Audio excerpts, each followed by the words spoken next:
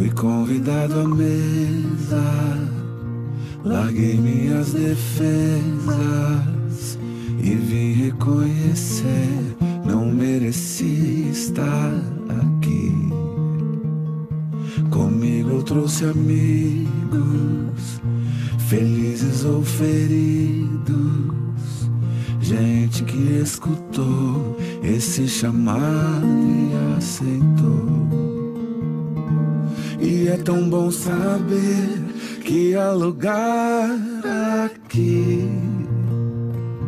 A graça nos chamou pra mesa do Senhor. Há lugar na casa, há perdão na casa. Quando estamos juntos, nosso encontro é casa de Deus Pai, a esperança na casa, recomeço na casa, reunidos nele, nosso encontro é casa de Deus Pai.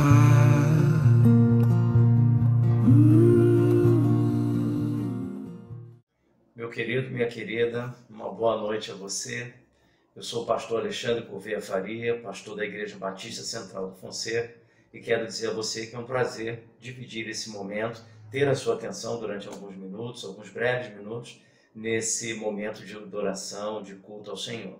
Nós vamos orar neste momento e vamos pedir a Deus que o Senhor abençoe esse momento. Nós passamos juntos aproximadamente 60 minutos, é um tempo menor, que deveria ser um culto na igreja, mas por estarmos no ambiente virtual, para que não se torne cansativo para você e para sua família, nós ficamos dentro desse tempo, que é assim o que nós entendemos ser um tempo mais bem aproveitado. Vamos orar neste momento. Soberano e eterno Deus, nós te agradecemos, ó Deus, por essa noite. Te agradecemos, ó Pai, por tudo aquilo que o Senhor tem falado através do livro de Daniel e nas reflexões que temos feito. Em nome de Jesus, ó Deus, fale ao nosso coração nesta noite. Não deixe, ó Deus, que esse domingo de Páscoa ele seja igual a qualquer outro domingo, mas que nós possamos ter um encontro contigo, que o Senhor fale ao nosso coração de maneira muito particular, que possamos sair, ó Deus, ao término dessa transmissão, nós possamos estar mais próximos e mais convictos da Tua presença na nossa vida. Em nome de Jesus, autor e consumador da fé, que nós oramos hoje e sempre. Amém. Então, a nossa oração, o nosso desejo é que o Senhor abençoe a sua casa, a sua família, te dando uma noite de paz, uma noite de alegria, em nome de Jesus Cristo. E também renovando as suas forças para os desafios desse tempo de isolamento social, com todas as incertezas que nos cercam, que o Senhor guarde o teu coração, a tua vida, e que a ansiedade não faça morada no seu coração. Nós vamos ouvir um louvor nesse momento, ainda em espírito de culto, de adoração, e eu gostaria que você acompanhasse esse louvor, que você meditasse na letra, que nós tivéssemos nesse momento um momento de adoração. Em nome de Jesus. Amém.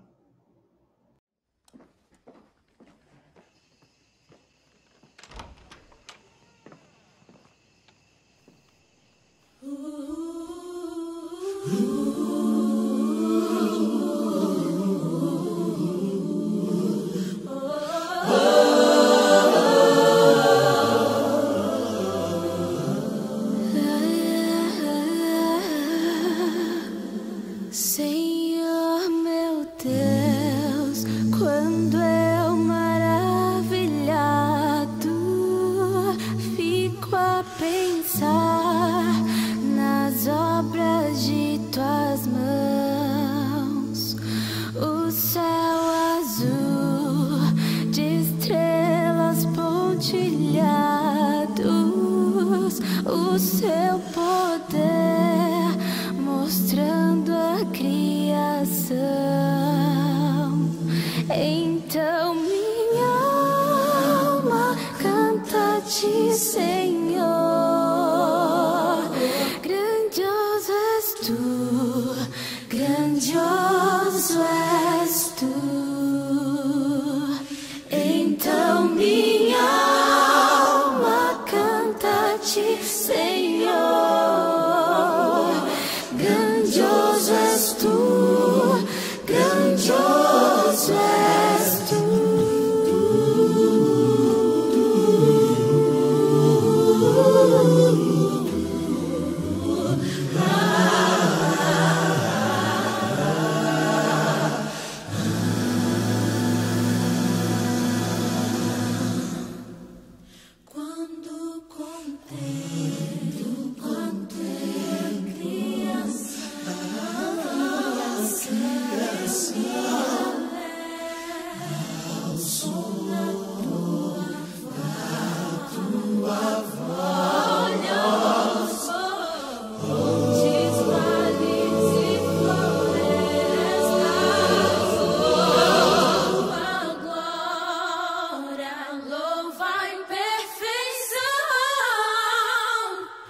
Então minha alma canta-te, Senhor.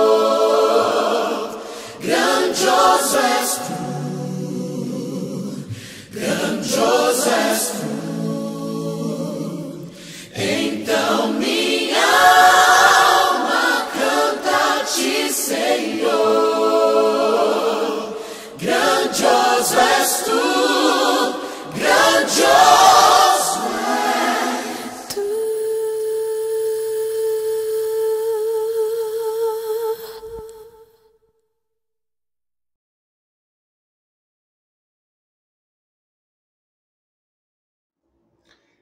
Mais uma vez, nós agradecemos a sua presença nesse momento, e se você tem sido abençoado, abençoada por essas reflexões, hoje é a nossa quarta reflexão, você vai lá e dá um joinha nesse vídeo, e se você assim o desejar, você pode se inscrever no canal, e assim tudo que for sendo publicado em termos de reflexão bíblica, você terá acesso, você será avisado, e faz com que esse vídeo seja transmitido para outras pessoas que também precisem de uma porção das Escrituras Sagradas. Então, se inscreva, Igreja Batista Central do Fonseca, e esteja acompanhando os nossos vídeos, né, todos aqueles que forem sendo publicados. Nós hoje, neste momento, estaremos fazendo a nossa quarta reflexão. Nós fizemos 3 reflexões no capítulo 2 do livro de Daniel. Entendemos ser um capítulo com uma história, uma experiência muito propícia para esse momento que nós estamos vivendo, de isolamento social, de incerteza, de dúvida, e nós estamos meditando nesse capítulo sobre a seguinte temática: a orai sem cessar, uma espiritualidade corporativa, ou seja, uma espiritualidade que, não obstante ser individual, ela não é individualista, ou seja, é uma espiritualidade que pensa em si, mas não exclusivamente em si, mas pensa também no próximo, na família, nas outras nações. Essa é a ideia dessas reflexões. Fazer com que nós possamos sair do nosso mundo e seguir em direção àqueles que estão carecendo, especialmente nações que estão sendo atingidas pelo coronavírus, como Itália e Espanha especialmente, e agora Estados Unidos. Na nossa primeira reflexão, nós vimos o sonho de Nabucodonosor. Ele tem um sonho, ele chama os sábios para que esses sábios possam desvendar o mistério desse sonho, dizer qual é o sonho e a interpretação, e esses sábios então vão dizer que não tem condições de revelar o que o rei gostaria de saber. Na nossa segunda reflexão, nós vimos que Daniel e seus companheiros, Ananias, Misael e Azarias, tiraram um tempo de oração pedindo a Deus uma resposta em relação a esse enigma. E Daniel se apresentou ao rei na companhia do capitão Arioque para assumir um compromisso, para empenhar a sua palavra de que Deus daria uma resposta. Na nossa terceira reflexão, nós vimos o sonho. Daniel, então, vai se aproximar do rei e vai contar o sonho e vai dar a sua interpretação. E hoje, na nossa quarta reflexão, nós veremos a reação do rei à interpretação de Daniel e o fato de Daniel contar o sonho para o rei. Então, a nossa reflexão no dia de hoje, ela será a partir do verso de número 46 até o verso 49. Mas eu gostaria de fazer um breve retrospecto nos 2 versos anteriores, 44 e 45, que fizeram parte da nossa reflexão anterior, apenas a título de recordação. Daniel capítulo 2, versos 44 e 45. Acompanhe aí comigo. Mas, durante o reinado desses reis, o Deus do céu levantará um reino que não será jamais destruído. A soberania desse reino não passará a outro povo, mas ele destruirá e consumirá todos esses reinos e subsistirá para sempre. Como viste que uma pedra soltou-se do monte sem auxílio de mãos e esmigalhou o ferro, o bronze, o barro, a prata e o ouro, o grande Deus revela ao rei o que acontecerá no futuro. Certo é o sonho e fiel a sua interpretação. Então, esses 2 versos fizeram parte da nossa reflexão anterior, quando mostrou que Daniel se apresentou diante do rei e identificou os 4 símbolos que estavam presentes na estátua. A parte de ouro, representando a Babilônia, a parte de prata, representando o Império Persa, a parte de bronze, representando a Grécia, e a parte de ferro e misturado com areia, representando o Império Romano. E nós vimos e analisamos que Daniel, então, apresenta ao rei o sonho e dá ao rei a interpretação desse sonho, o significado dessas nações. Primeiro Babilônia, terminando em Roma. E Deus, assim, mostra a Nabucodonosor uma espécie de teologia da história, mostrando o que acontecerá no futuro. Ou seja, que Deus tem conhecimento do passado, do presente, e ele não só conhece o futuro, como também determina o futuro. Ou seja, no coração de Daniel, ele seria tremendamente consolado, porque ele poderia ter indagações sobre a sua permanência na Babilônia, a permanência de seus companheiros e os demais habitantes de Jerusalém que lá estavam, sendo levados cativos para aquele lugar na primeira deportação em 605. Talvez no coração de Daniel, de seus companheiros, de seus amigos e de tantos outros que estivessem na Babilônia, houvesse uma interrogação: por que Deus nos permitiu estar aqui? O que aconteceu? Marduk, o Deus principal da Babilônia, seria mais poderoso que o Deus de Israel? Todas essas indagações poderiam estar em volta do coração, ou penetrar o coração de Daniel. Mas com essa experiência do capítulo 2, sedimentou no coração de Daniel e no próprio coração de Nabucodonosor que Deus é soberano sobre as nações. Dirige a história, ainda que eu e você não entendamos muitos fatos ligados à nossa vida e até não tenhamos contribuído para que alguns fatos acontecessem, e no que dependesse de nós alguns fatos não teriam acontecido, ainda assim a gente não consegue entender. Só que você que crê em Jesus Cristo como Senhor e Salvador da sua vida, você tem acesso à Escritura Sagrada, à verdade de Deus. Você tem acesso a uma história como essa. E essa história evidencia de maneira cristalina, transparente para todos nós, de que Deus é soberano. E nós vimos na última reflexão que a soberania de Deus tem 2 aspectos, tem 2 lados. Se por um lado ela nos conforta no fracasso, ela contém o nosso orgulho no sucesso, na prosperidade. Então ficou uma lição para Nabucodonosor e ficou uma lição para o profeta Daniel, para Arioque, de que Deus, o Deus de Israel, o Deus verdadeiro, o Pai de nosso Senhor e Salvador Jesus Cristo, é soberano sobre a história, sobre as nações. Vamos examinar agora qual foi a reação de Nabucodonosor à mensagem, às colocações de Daniel. O rei teve uma reação. Qual foi a reação? Daniel, capítulo 2, a partir do verso número 46. Acompanha aí. Então o rei Nabucodonosor caiu com o rosto em terra e reverenciou Daniel e ordenou que lhe trouxessem uma oferta de cereal e incenso. Então você percebe que o rei ficou impactado, impressionado, porque Daniel contou exatamente o sonho e a sua interpretação, de maneira inequívoca, porque na verdade não era o poder de Daniel, não era a capacidade de Daniel, não era a inteligência de Daniel, não era a sabedoria de Daniel, não era a experiência de Daniel, mas era a capacidade, o poder, a sabedoria dados por Deus ao jovem Daniel. Verso número 47.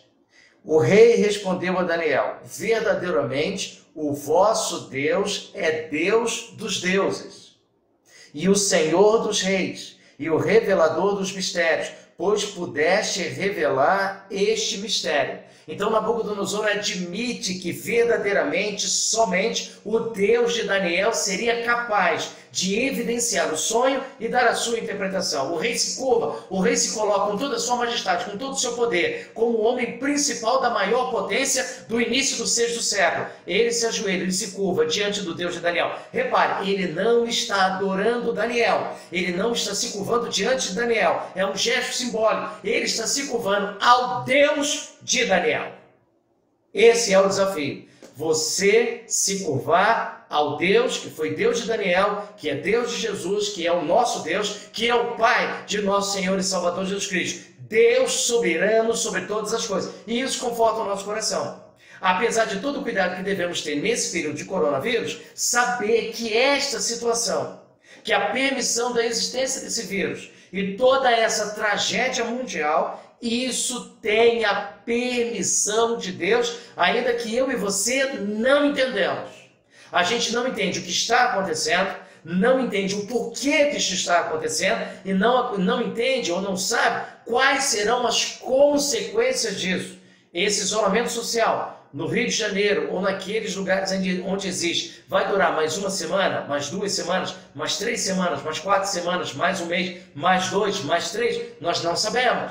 E isso traz imediatamente uma intranquilidade ao nosso coração. A tendência humana é de que nós devemos ter controle das coisas. Só que na verdade nós não temos.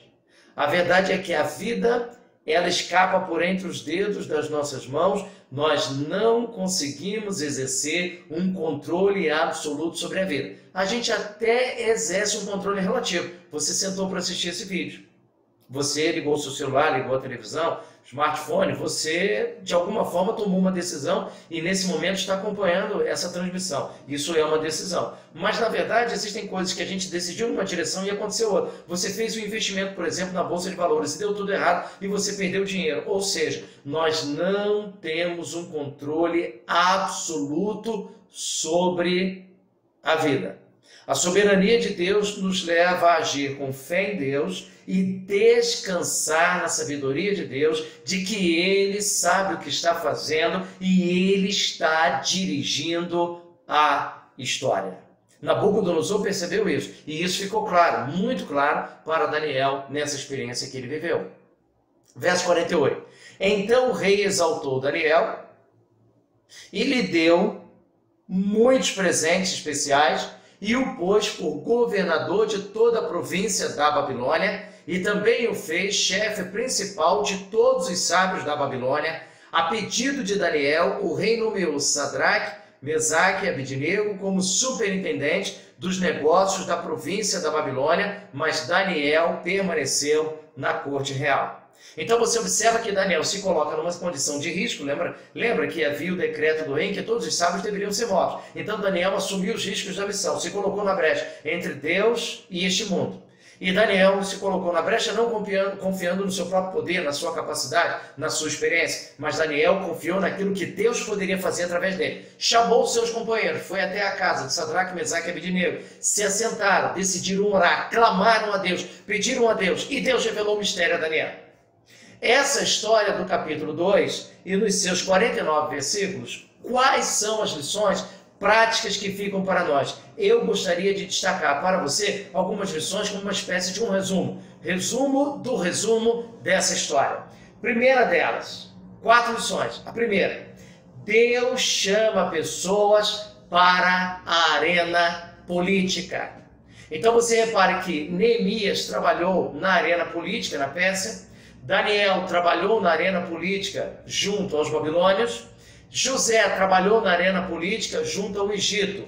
Todos eles atuaram em um ambiente pagão. E a corrupção não foi inventada no século XXI, a corrupção sempre existiu. Então, nesses lugares, a corrupção também aconteceu. Então, esses homens foram chamados para a arena política, para estarem trabalhando em um ambiente hostil, difícil, complicado e corrupto, mas ao mesmo tempo Deus os capacitou para serem fiéis a Deus. José foi o segundo homem na terra do Egito, uma espécie de primeiro-ministro da maior potência de então, e agiu com fidelidade a Deus.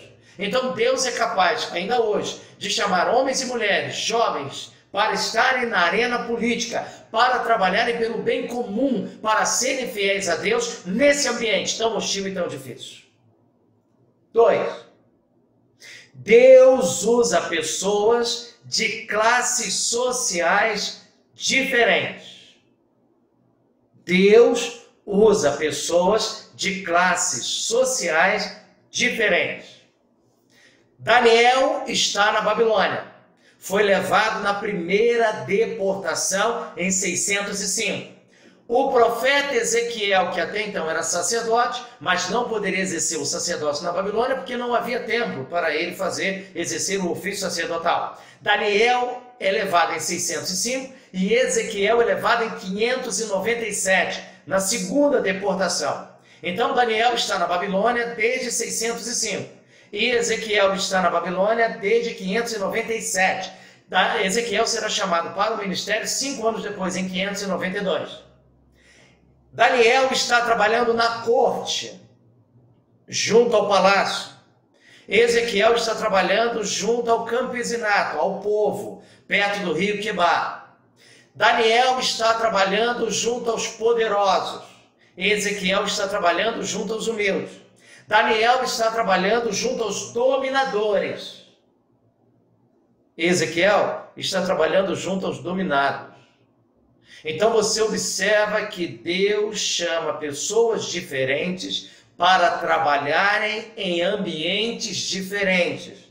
Então, enquanto Daniel está trabalhando na corte, junto a Nabucodonosor, junto à elite da Babilônia, Ezequiel está exercendo um trabalho extraordinário junto ao povo, o povo simples, o povo humilde que foi trazido de Jerusalém para a Babilônia e que precisava de um pastor, que precisava de cuidado pastoral. E Ezequiel está exercendo um trabalho extraordinário, um ministério durante 22 anos, abençoando aquela comunidade. Então, Deus chama homens diferentes para exercerem trabalho junto a comunidades, junto a lugares diferentes. Terceira lição, importantíssima. A graça de Deus. Queria que você prestasse atenção nisso.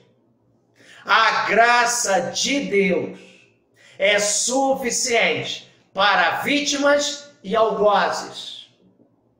Deus agiu com graça sobre a vida de Nabucodonosor, que é algoz, que é dominador, que é o poder hostil junto aos habitantes de Judá. Mas Deus agiu com graça. O homem poderoso, o homem sanguinário, o homem violento, o homem que está em posição de iminência, ele não é excluído da graça, da bondade, da misericórdia e do amor de Deus.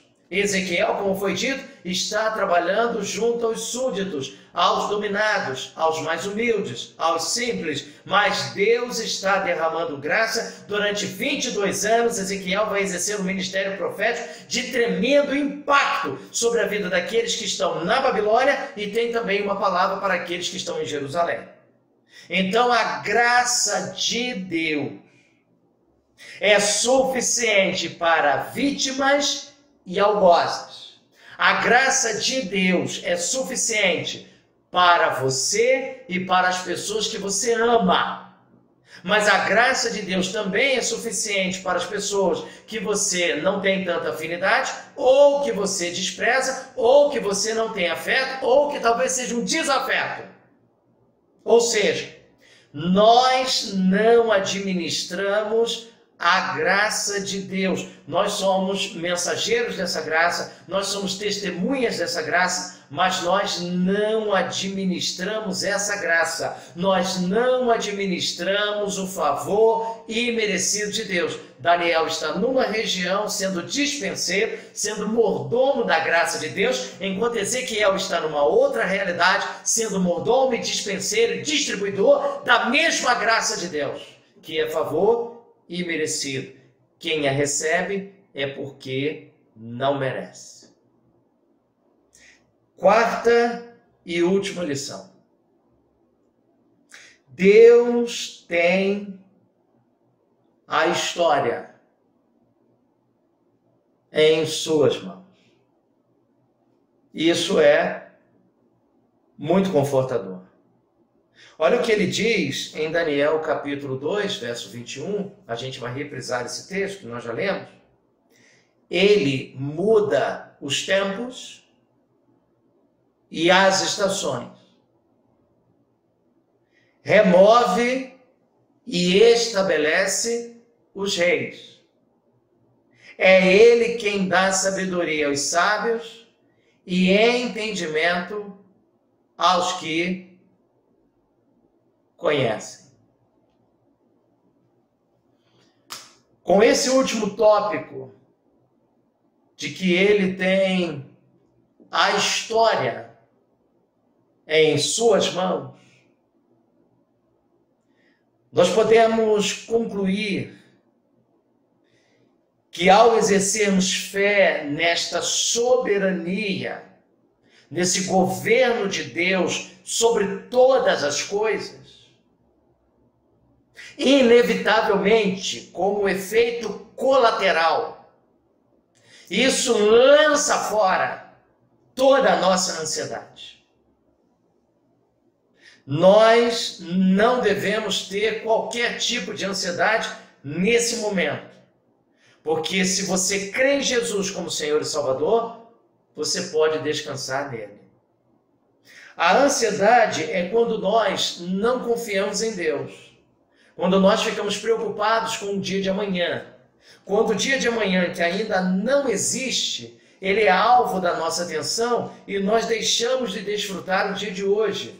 Porque nós não confiamos em Deus, porque nós não confiamos na sua provisão, porque nós não confiamos no seu cuidado. Nós até falamos isso para as pessoas.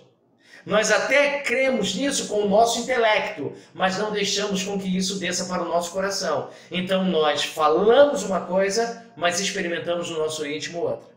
Eu quero encerrar a minha palavra nesta noite, lendo para você uma porção das Escrituras onde Jesus fala sobre a ansiedade. Se nós cremos na soberania de Deus, no governo de Deus sobre todas as coisas, como o livro de Daniel, no capítulo 2, revela, então a palavra de Jesus deve se encaixar nessa história e deve ser uma verdade absoluta no nosso coração. E eu quero desafiar você, em nome de Jesus, a não se deixar vencer pela ansiedade, a não se curvar diante da ansiedade. Preste atenção ao que Jesus disse em Mateus capítulo 6, a partir do verso de número 25. É um antídoto. Enquanto os homens estão pesquisando uma vacina para o coronavírus, eu quero apresentar a você uma vacina para a ansiedade. Mateus capítulo 6, a partir do verso de número 25. Observe e ouça o que Jesus vai dizer sobre a ansiedade. Por isso vos digo, não fiqueis ansiosos quanto à vossa vida, com o que comereis ou com o que bebereis, nem quanto ao vosso corpo, com o que vestireis. Não é a vida mais do que o alimento, e o corpo mais do que o vestuário?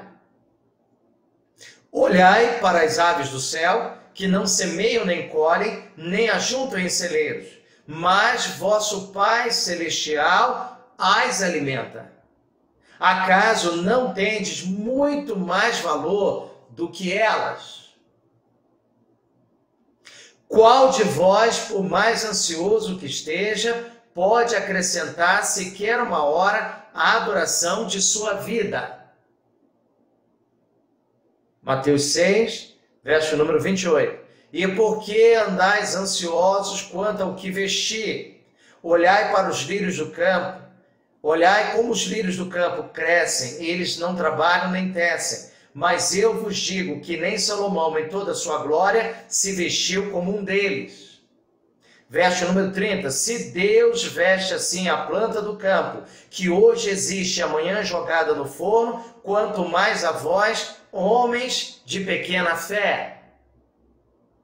Portanto, não vos inquieteis dizendo, que comeremos, que beberemos, com que nos vestiremos, o que receberemos, qual salário teremos, como faremos as compras? Pois os que não creem é que procuram todas essas coisas. E de fato, vosso Pai Celestial sabe que precisais de tudo isso. Preste atenção. Deus sabe de tudo o que você precisa. Jesus não está empenhando a sua palavra naquilo que você quer, naquilo que você deseja, porque nós desejamos tantas coisas fúteis e que não têm a menor utilidade na nossa vida, mas são alvo do nosso desejo. Não é disso que Jesus está falando. Ele está falando das suas necessidades básicas para viver, das necessidades da sua casa, da sua família. Deus sabe de tudo o que você precisa.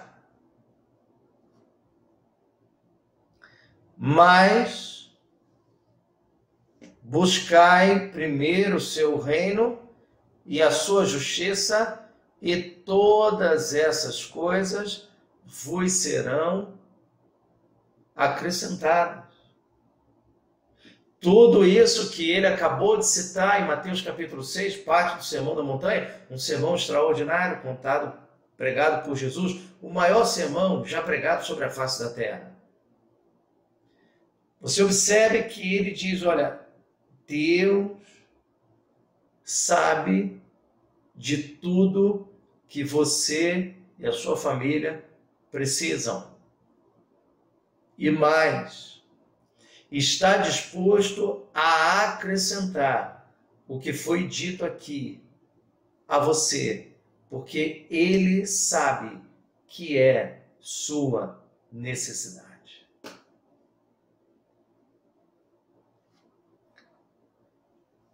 Não vos inquieteis, pois, pelo dia de amanhã. Não vos inquieteis pelo mês de abril. Não vos inquieteis pelo mês de maio. Não vos inquieteis por causa do coronavírus. Não vos inquieteis por causa do isolamento social. Não vos inquieteis por causa da quarentena. Não vos inquieteis por motivo algum.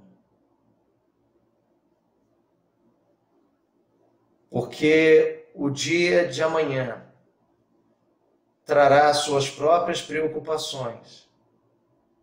Basta a cada dia o seu mal. Na minha versão, Almeida século XXI, basta a cada dia o seu problema. Meu querido, minha querida, os problemas dessa vida, eles nunca cessarão. Lutero, que foi um grande reformador do passado, ele vai dizer que a vida não sossega. Então os problemas, eles nunca terminarão. Jesus disse em João 16:33 o seguinte, olha, no mundo vocês terão aflições, mas tende bom ânimo. Eu venci o mundo. E o apóstolo João vai dizer na sua primeira epístola que a vitória que vence o mundo é a nossa fé. Então, a vitória que vence o mundo não é algo que está externo a nós. Mas a vitória que vence o mundo é algo que está interno a nós, que é a nossa fé. Então, este capítulo 2 de Daniel tinha por objetivo suscitar em nós uma confiança em Deus, mesmo no meio da adversidade, ameaça de morte, mesmo no meio da impossibilidade, porque aparentemente não havia uma solução. Deus livrou Daniel da morte. Deus deu uma solução àquilo que parecia sem solução. Então, sob todas as ameaças que nós, eu e você, estamos experimentando neste momento, o meu desafio a você: confie na soberania de Deus. De que Deus tem a história em suas mãos. E que você, ao crer em Jesus como Senhor e Salvador, a sua vida está nas mãos de Deus. E no Salmo 139, nos diz que todos os nossos dias foram escritos e determinados, quando nenhum deles havia ainda. Ou seja, com todo o cuidado que devemos ter pela nossa própria vida, ninguém vai viver mais ou menos do tempo estabelecido por Deus.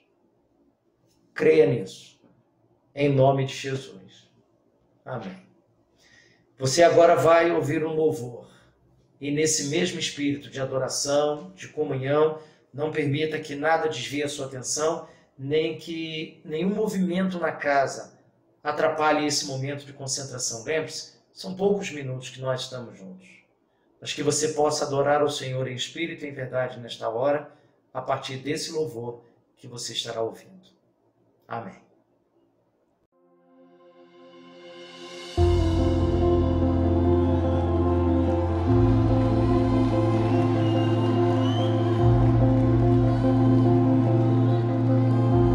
Porque